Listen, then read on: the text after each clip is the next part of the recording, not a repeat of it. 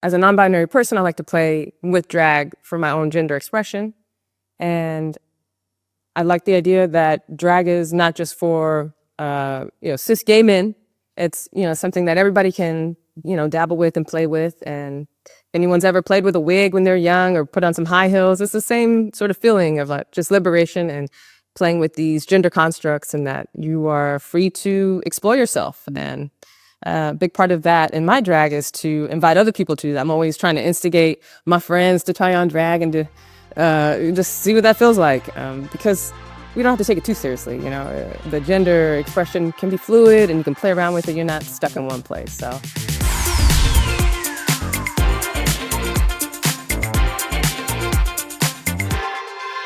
Hey, my name is Scott Turner Schofield. I'm on the board at SixDegrees.org, and I am coming to you from Shepherdstown, West Virginia, for this very special Pride edition of Six Pack. And I am here with a work of art. Please tell us who you are. My name is Black-Eyed Suzy. My pronouns are they, them. And I live in Frederick, Maryland, which is around the corner from here. Shepherdstown University and Shepherdstown is a place where I come to do some drag, so I'm happy to be here. So happy to have you. So tell me about your work. Tell me who you are. Tell me about all of this. Yes. Well, Black-Eyed Suzy is named after the Maryland state flower Black-Eyed Susan, which is somewhere over here. Mm-hmm. There we go. Yep. And it's one of those flowers that when you think about flora and fauna in a state like Maryland, which is a southern state, the poetry behind that, it was a flower that sat back and watched a lot of the history here. And so it's kind of weird to think of that. You see these flowers, you say how beautiful they are, but they were there during slavery. They were there during the civil rights. They saw all of that. They were there during indigenous people living here and what that looked like before colonization. So I just see the symbolism behind the plant, the flower, and the natural world as just that understory to the history that is, for me as an artist, something I can play off of and feel inspiration from.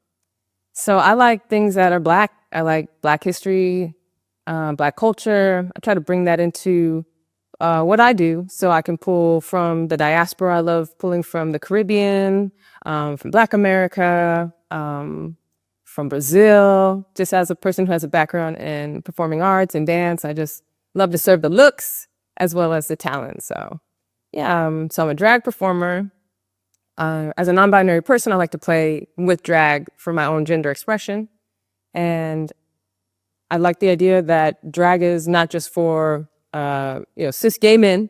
It's, something that everybody can, dabble with and play with. And if anyone's ever played with a wig when they're young or put on some high heels, it's the same sort of feeling of like just liberation and playing with these gender constructs, and that you are free to explore yourself. And a big part of that in my drag is to invite other people to that. I'm always trying to instigate my friends to try on drag and to just see what that feels like, because we don't have to take it too seriously. The gender expression can be fluid and you can play around with it. You're not stuck in one place. So it's a liberation moment that we're in. We're starting to explore gender and to continue that journey in our humanity of like what it means to be human. So I see drag as a way of liberating ourselves, like a gender emancipation we're in right now. So, I love to hear that. Kevin Bacon, our founder, went on record talking about how drag is an art and drag is a right. And I wonder, in this sort of situation that we find ourselves in, what are some of the challenges that you're facing right now as a drag performer and in the freedom of expression that drag represents? Yeah, so drag has its origins in Black culture and Latino, lower income New York ballroom scene, right? So now fast forward, we are, let's say, well-to-do, cisgender, white, gay men dominated. So you want to work in that scene, you see that appropriation that has changed the market, So a person like myself who feels a certain heritage to that ballroom scene and want to serve the looks and be a part of that culture has to face a certain norm of just not fitting in, which is ironic, because you know that you're from that. That's your part of your history. So you're always kind of treated as a token. That can be a challenge. And also just with the type of drag, you can to say like, I want to do a bearded drag, or I wanted to not be a drag king, do drag queen. In the case of like myself being trans, masc, non-binary outside of drag, this for me is fun to, trying things that are more femme, and it maybe not make sense for people. It's like this idea of a gender construct doesn't, some people are still trying to wrap their heads around it, which is fine. I think that's the importance of pride and having these events so that people can start to work out these concepts.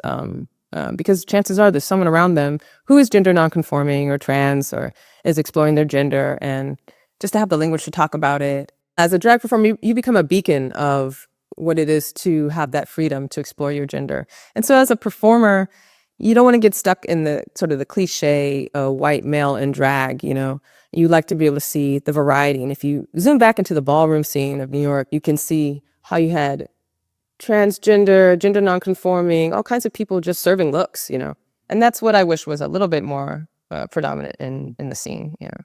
So what brought you to doing this work? Was it a sense of wanting to express your identity? Was it a sense of being an artist? Was it a mix of all of those things? Yeah. So I guess what brought me in was just feeling kind of bored with what I was doing as an artist, as a performing artist. I have a background in modern dance and choreography. I'm also a singer-songwriter. I've done some circus arts, and you made this costume. Yeah, and I made this costume. Yeah. So that's exactly what I wanted. I wanted the challenge of what I saw drag queens were doing, which was being original and creating things themselves.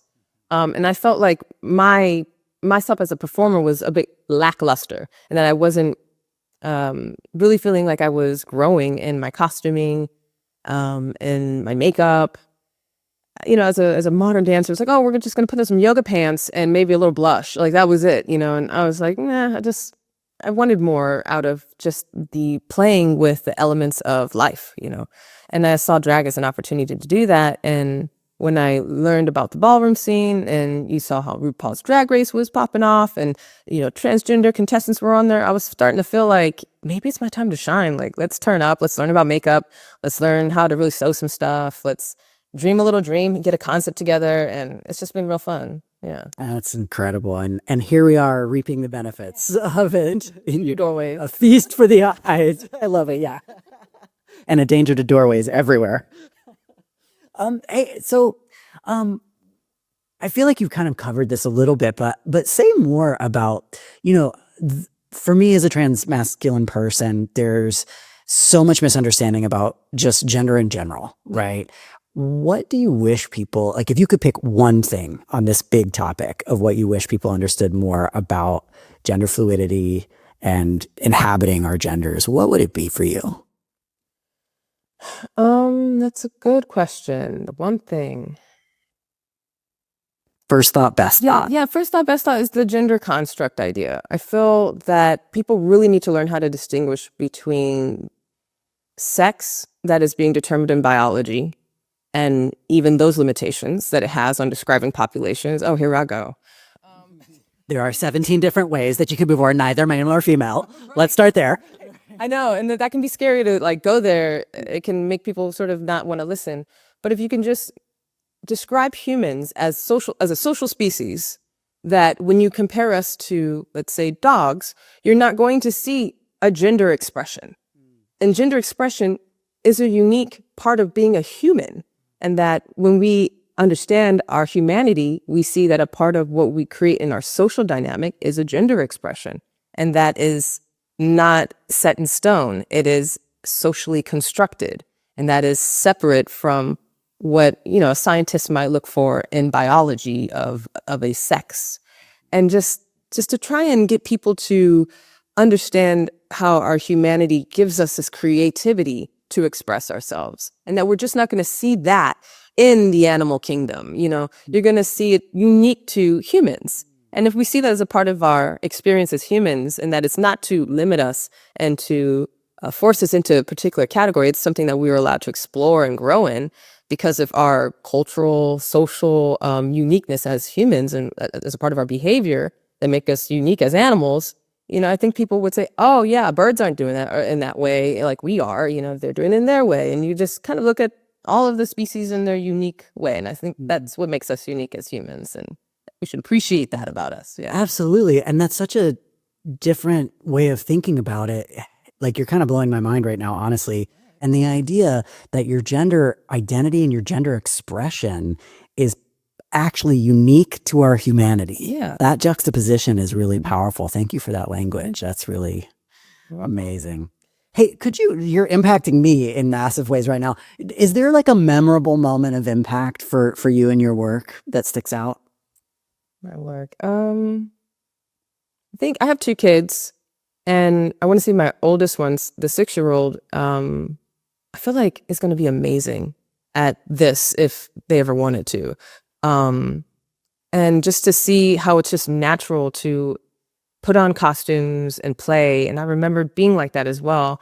And just having that household where that is allowed, I feel like it fuels me, it fuels what I do, and it helps me feel like what I'm doing is healthy and good and just good for the mind, good for expressing yourself. And I feel like a big support from just my kids being kids, and feeling that playfulness inside myself as well, and just being able to connect to them on that. So seeing them put on drag, wigs, shoes, and just how they eat it up. Just this week we went into the mall and like bought barely anything, just played with their clothes and put their shoes on and put on hats and glasses, and it's just like, wow, this is fun. Like, just play with life, So yeah, having young people around, like if you can tolerate them, is really awesome. You can tolerate. They're not for everyone. No. That's incredible. Hey, how can people support you? Yeah, you can support me in my work. I'm trying to get some movement going on in Frederick with having an actual after hours place for queer people. Turns out Frederick Pride is amazing. It's been growing and getting larger, but there's really no downtown space for us. It kind of gets funneled into like a gay bar that's a ways away. But in the actual downtown area, I've been trying to make space and create space for queer people. It would be really nice for us in Frederick, at least to have a place that we don't have to like drive really far away to see each other and hang out. So that's what I'm trying to do. I love that. Black-Eyed Suzy, thank you so much. This has been such a wonderful conversation. Really appreciate you. Hey, awesome. Glad to be connected. Thank you.